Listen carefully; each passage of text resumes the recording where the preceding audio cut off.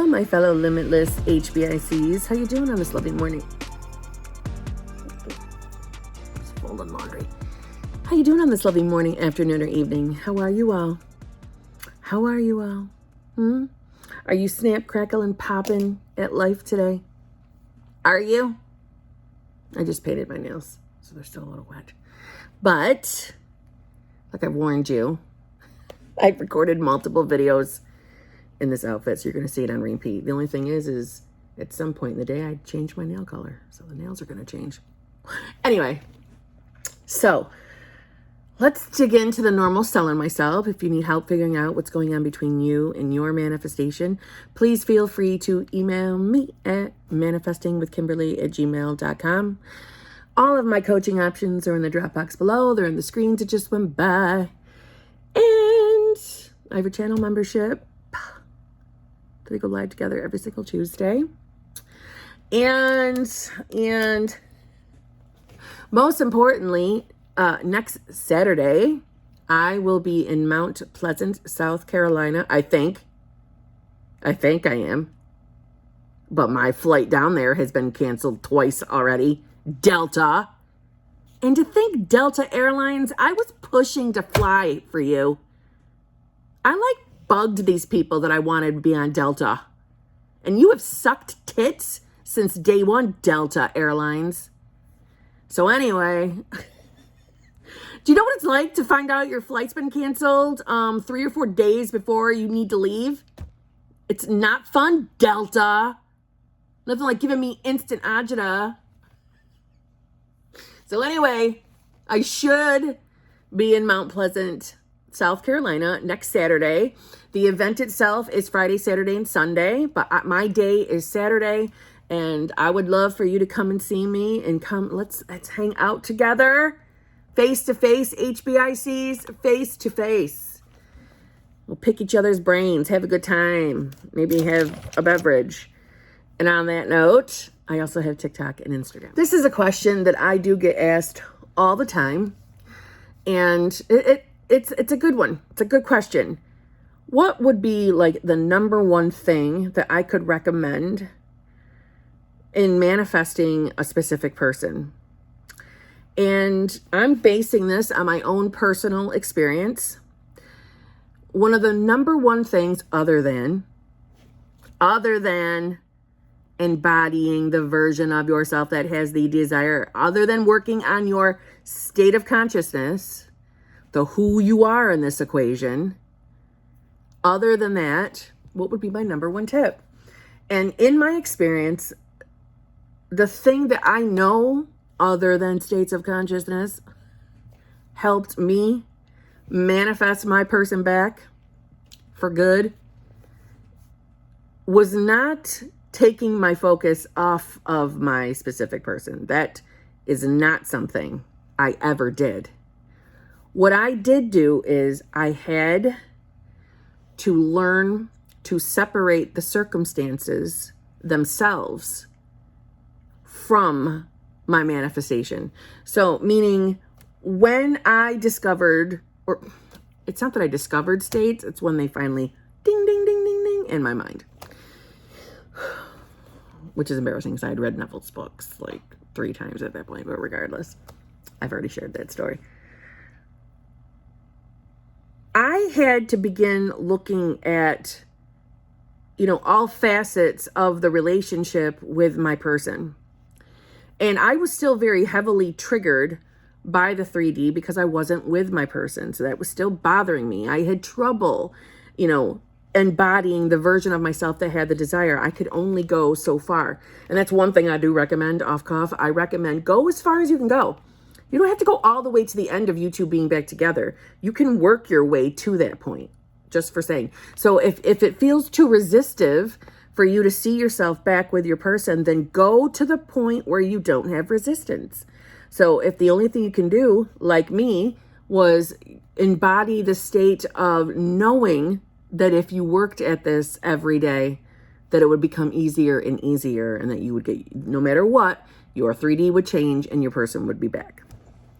But other than all of that, I had to begin to separate the circumstance from my current 3D and from my manifestation in general. So my circumstance at the time was I was in a solo vacation, and and this was a daily thing that I plucked away at, is I had to separate the fact that I was in a solo vacation. It was not easy. It was not overnight, but I still got my person back in a reasonable amount of time. So I would daily, when the circumstance itself, meaning being in the solo vacation, would come back on my mind, or even the circumstance of how the solo vacation manifested, because I would still have like flashback moments of him saying the words. It was through a text, but him saying it to me. So I would still get triggered here and there by that. And I had to work on separating all of that, separating the circumstance itself. So in your scenarios, if you're in a current solo vacation or if you're in no contact, it's daily plucking away at really realizing those circumstances only manifested from where our own self-concept was at that time. That's the only reason why those circumstances are even in existence. Or a better way of saying it is the state you were embodying, the state I was embodying at the time was a victim state mentality. And that is why I manifested a solo vacation. So if I was in a lack-filled state, I therefore manifested a lack circumstance. I began seeing the circumstance for what it was, meaning you're only here because of where I was. So if I know daily I'm plugging away at shifting my state, seeing the circumstances as only a result from my previous self, and I am now moving into the version of myself that has my desire, or I am stepping into the version of myself that knows that that circumstance doesn't have power on whether I get my manifestation back or not. So I never, ever stopped thinking about my specific person. I never put the manifestation itself on a shelf. I never put him aside. I never did any of that. I never stopped thinking about my person. So you don't have to do that. If it scares you to even consider putting off your manifestation or putting it to the side because you're afraid they're going to forget you, or they're going to, whatever your fears are telling you, they're going to move on. They're going to find somebody else. They'll forget all about you. None of that will happen, but at the same time, you don't have to do that. You don't have to put the manifestation aside. The only thing you would need to do, and like I said, my best tip is separate the circumstance. Realize that circumstance only happened because of where your mind was at the time the circumstance showed up in your 3D. So your circumstance doesn't have to follow you. Doesn't have to mean anything in regards to your manifestation. It doesn't have to hinder you. Don't let it control you. The circumstance is a manifestation of a previous state, a previous version of yourself, right? My advice is to really start working on what state you're embodying. If you're feeling a pressure, a needy, desperate energy pressure that you have to have this manifestation, you're still in a state where you're not believing that it's possible for you to get this manifestation.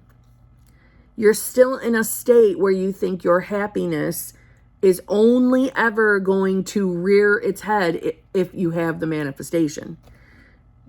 We never want to be in a place where everything is centered around that person.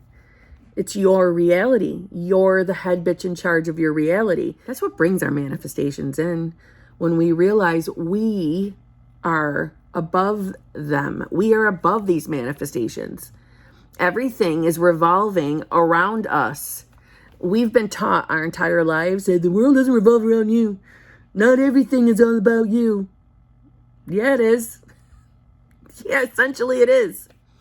So if you're struggling to drop the circumstances in themselves in regards to your manifestation, Take a look at what state you're embodying. Take a look at what your self-concept is saying. Take a look at how you think about your manifestation. And if it's in a place of where you're feeling desperate and needy, you know automatically you're in a state of lack, of some form of lack. And your job is to slowly move back to the state of having, embodying the desire. Nothing can stop you. Nothing can stop you. You don't have to let anything go. You don't have to put anything away. You don't have to stop thinking about the manifestation itself. Just work on separating the circumstance from the manifestation. And how I did that is when the circumstance would come in my mind, I wouldn't start affirming or anything like that. I would just tell myself, nope, that was a manifestation of my previous self. That was a manifestation of my previous self. I don't have to fear that. That has nothing to do with the new version I'm becoming. And that's literally all I did. And I manifested him back, and I still have him back. I'm still in that relationship, and it's been the best it's ever been. So if I could give a number one tip, is separate the circumstances. Separate. Don't look at the circumstances. And listen, I know a lot of you, when you're talking about your specific person, you talk about the circumstance at hand and why it happened. I don't mean when you're talking in a coaching call. That's not what I'm talking about. I'm saying when you're joining other groups, little manifestation buddy groups, when you're in comment sections, you're describing what what the circumstances are in general. Meaning, well, he's acting like this, and he said this to me, or she said this to me, and she doesn't want to talk to me. You're talking about circumstances, and you're not separating them. You're still thinking they are controlling you in your manifestation, and they're not. It's you believing those circumstances are more powerful than your own mind at manifestation is the issue. The circumstances don't matter. That's why we say that all the time. It's because they don't. The circumstances do not control whether that manifestation shows. Ever. Ever, ever. So don't let them. Don't be the one sitting in the circumstance. Sit in the place of having the desire. Seeing yourself with the person, separate the circumstances. Don't let them rule you. And on that note, I'll see you tomorrow.